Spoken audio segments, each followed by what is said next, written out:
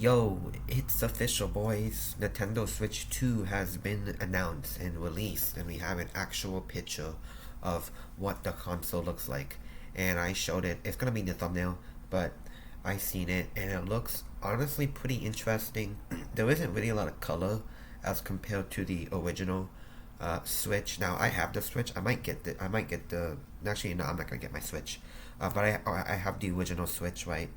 And now I'm not someone who really uses a Switch, because I that's not my main like gaming console. I'm more of a console guy, so like Xbox, PlayStation, you name it. So that's what I use in VR.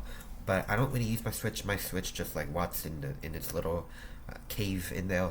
But if I ever want to play some Nintendo games or like a cool like Mario game that's coming out or something that's really interesting, I hit it up. Or even like a new Zelda game or something that's only there on a Switch and it looks interesting, I'll play it on it. At least I have something to play it on. But enough of that. Enough of that. Oh, voice crack.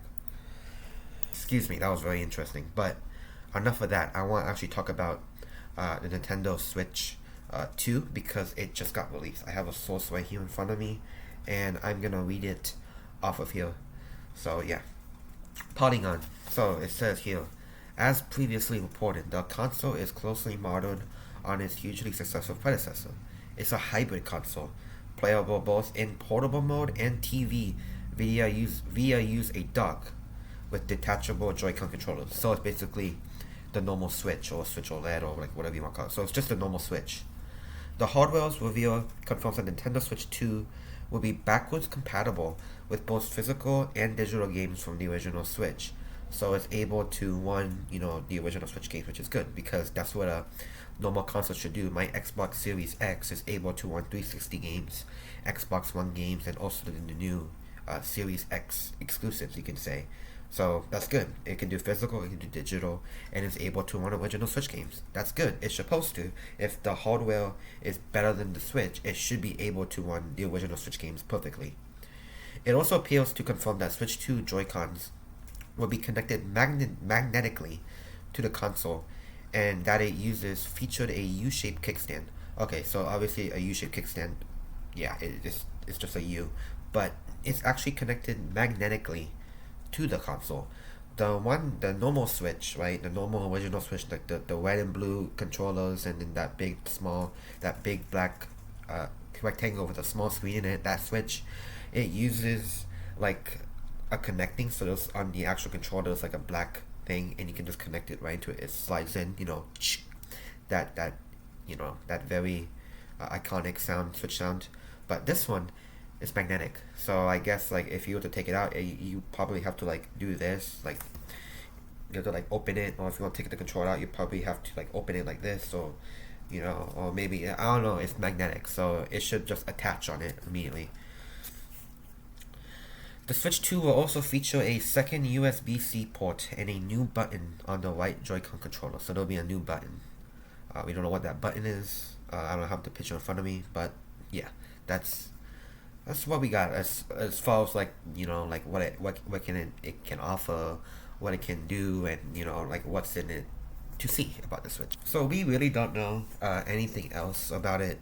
There's been some dates given on here, like it will show like where would it actually be shown, like where the actual Nintendo Direct will be on April 2nd, which is supposed to be the first. So it'll first like Paris, New York, Oceania, and Tokyo. It will be shown there first. So on the 4th to the 6th, it will be Paris, New York, and yeah. So we'll see that there first. So yeah, we'll know more about it there, and once we know more about it, we can actually maybe take a look at it. But there is one thing I really want to look at is the prices. I don't think the prices has gotten released yet, but I'll look more into it, see if the prices got there, and I'll come back to you. So when it comes to price, it's honestly what you expect with a new gen console would be. So I'll start from here. Nintendo Switch, the original one, the release date price was around like what was it, like around 200 something, like $279, something like that.